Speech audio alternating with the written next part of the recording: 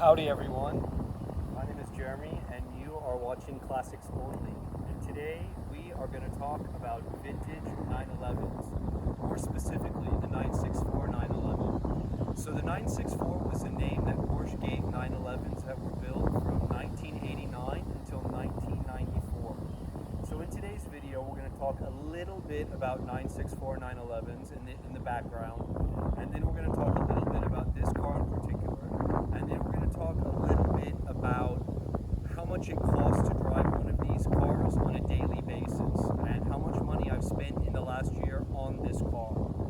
So just kind of jumping into it, I think that if you're in the market for an air-cooled Porsche, I think that now is a difficult time in that market. Obviously, the prices for an air-cooled Porsche have seen significant increases in the past 2 and 3 years. A lot of that is due to a lot of different factors. I think that some people that may own newer Porsches and have been gotten disenchanted with them and how big they've gotten, how electronic they've gotten, how difficult to maintain, how sensitive they can be, and maybe they've gone to an older Porsche or a more analog driving vehicle, which is something that I've done. I've had a newer 911, which we can talk about, and I think that one of the unique things about these cars is it was built during a time when Porsche was still manufacturing custom sports cars for people. So they didn't have any mass manufacturing. They weren't making a bunch of models. They didn't make a lot of these cars. So it wasn't until the 90s when they realized that you can't just build a sports car for wealthy people. You really need a car that you can mass market and make money on. So I think that this car was built during quite a difficult time for Porsche. One of the nice things about the 964 is it's the first 911 to have power steering. So I think that it makes the ease of use a lot better. One of the reasons that I wanted to get an air-cooled Porsche is not only do I think that the sound and the driving experience is very different than the newer ones, but I actually like the size of the car itself. I split my time between Dubai and Paris, and what I found was, of course, I brought over a G-Wagon that I was using in Paris, and if anyone has ever driven in France, much less learned to drive in Paris, do not learn on a G-Wagon. So after numerous parking mishaps, numerous vandalizations, I decided it was time to let it go, and I started looking for one of these old Porsches. So I knew I wanted an air-cooled Porsche. I didn't care if it was a 964 or a 993, which is the one that came after this. It was built from 1995 until 1998. I just told myself, whichever car came along first that I like, I'm going to go ahead and take. So I was searching for quite some time, and I can be quite particular. One of the things that I ran into searching here in Europe for a 911 is I'm a sunroof guy, so all my cars need to have a sunroof. So I saw a handful of really nice cars that weren't equipped with sunroofs, and I know some of the really big enthusiasts out there, they don't want the sunroof, so they're filling in the sunroofs because they're making these cars track cars. I wanted a sunroof. So this car I found online, and it was being advertised by Almaros Ferros, which is actually one of the most well-known Porsche racing teams here in France. This car was owned by a very good friend of his. He was the third owner. This is a very early 964, so this is a 1989 C4, and when this car came out, it was the first car ever to have an all-wheel drive system. So that all-wheel drive system came from the Porsche 959 that they had built, the supercar that they built in the mid-80s, which is still a fantastic car and really pioneered a lot of technology into building how they were manufacturing sports cars at the time. So lots of 1989 was the only year they only made an all-wheel drive. In 1990 they came out with the C2, which is the rear-wheel drive version. A lot of people like the C2s because they're a little less in the weight department. They're all also easier sometimes on the track depending on what type of track you're driving. I prefer the all-wheel drive model. I had a 997 second generation Carrera S 6-speed, and I told myself that if I got another 911, it was going to be an all-wheel drive model.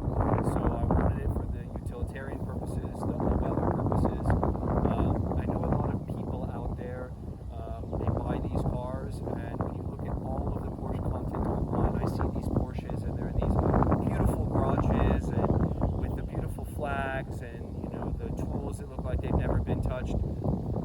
that is not this car, and that is not how I'm going to describe this car to you in this video or my experience. This is a driver, so this is a car that is on the road. I of course store it in the garage, but I used this car when I got it last summer. I used it heavily. I drove it all throughout France. In fact, when I got it, it was in the south of France, and I had an amazing road trip in it all the way back to Paris. I spent about almost 2 weeks driving through France. Amazing time, amazing experience. So I drive my cars, and this is a driver car. I don't worry about driving it in inclement weather. I don't worry about little scratches. I was not looking for one of these cars that had low mileage and that someone, rubbed the diaper with, used the diaper to rub it for, the majority of its life. I just think sometimes that takes away from the spirit of what a true car is, and certain things patina better over time, and the way that they do patina is beautiful in itself. So while it's nice to have a car that looks brand new, it's also nice to have a car that wears well with time and that shows its age well, and that you're not worried about every scratch and every nick. When I was looking at Porsche content online, my biggest curiosity is how these guys keep their cars so clean. I mean, the front of this car is so low, there's always bugs, it's being driven. And also, I think that part of the Porsche community, when you're a part of the community and you're asking for advice and help, it's fantastic because people are very knowledgeable. And I think that people that own Porsches, and especially vintage ones, sometimes they can be very pedantic.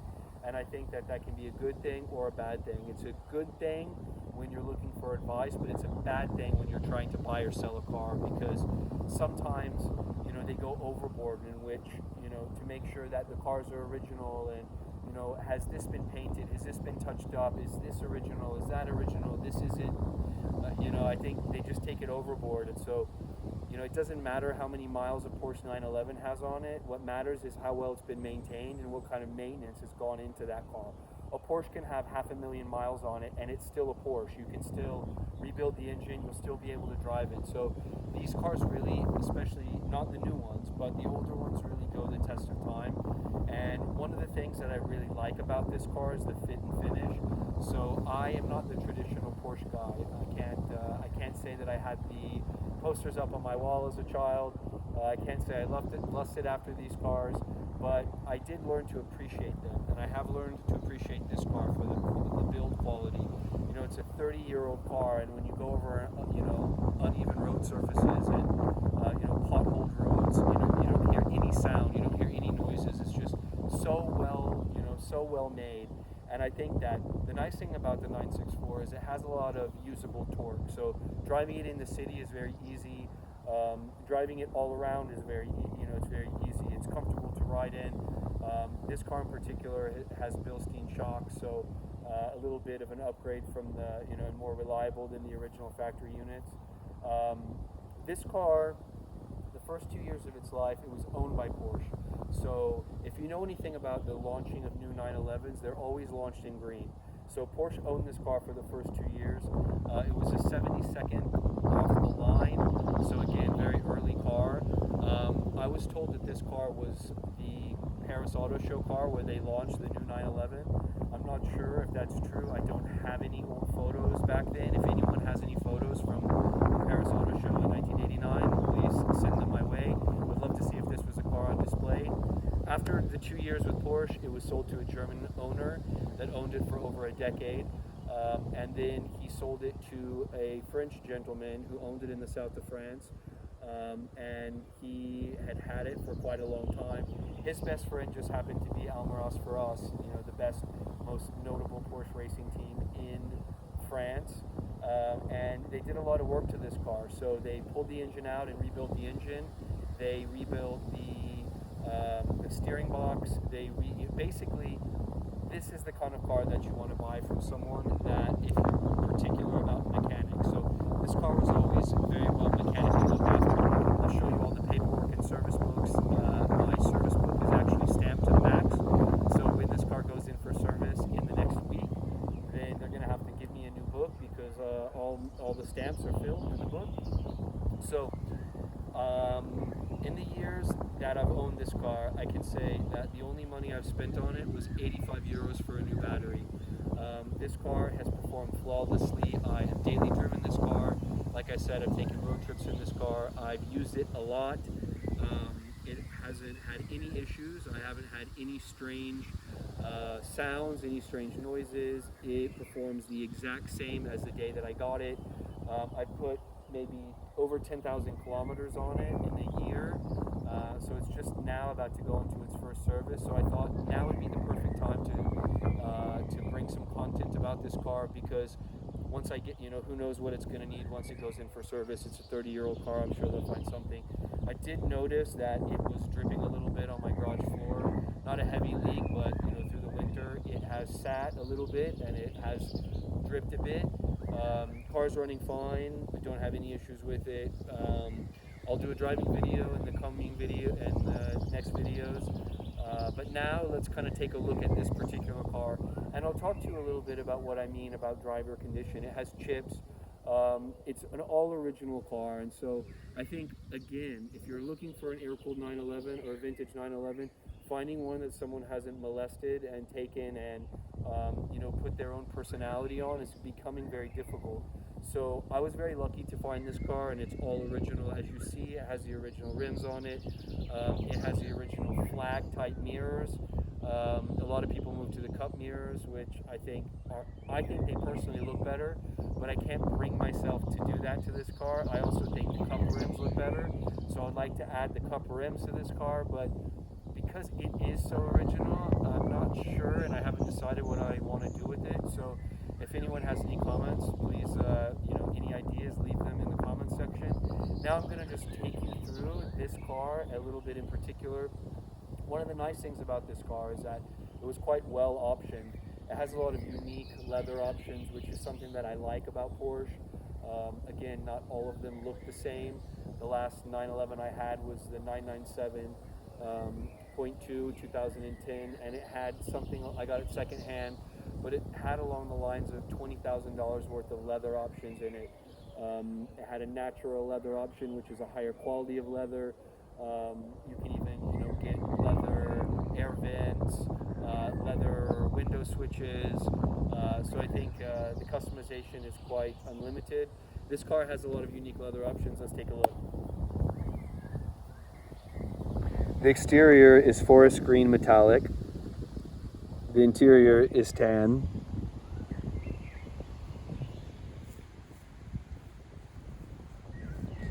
Most of the time, cars with this color interior, the top of the doors is usually black, but in this case, it's actually tan, which is leather. So they've added leather onto the door panels. It has heated seats. It also has electric height adjustments. It has a leather dash, and you can kind of see how the dye is kind of coming off the dash in some places, but original steering wheel, the stereo has been replaced. Seats are original, never re-dyed. All my books are there with all of the maintenance history. This does have a supple leather option where the seats are a bit scrunched up. There's also leather extension in the rear panel. One of the things that I noticed is the leather is actually coming unglued a little bit in the very back. But I actually don't mind that, because I think that, again, this car doesn't need to be perfect. This is a driver's car. And in some other videos, I'll get into what I really like about this car and some of its interesting quirks and features. But in this video, I just wanted to talk a little bit about how much it's cost and how surprisingly reliable it's been over the last year. And while it goes into the shop, I'll be able to say exactly how much maintenance and give you a better idea of the cost of ownership. So, if you want to see more classic car content, please follow my channel. And I will do a follow-up video once this car comes back for service. And if you did watch my second video, or my first video, you'll notice I've upgraded from wine boxes to the ladder. Thanks for watching.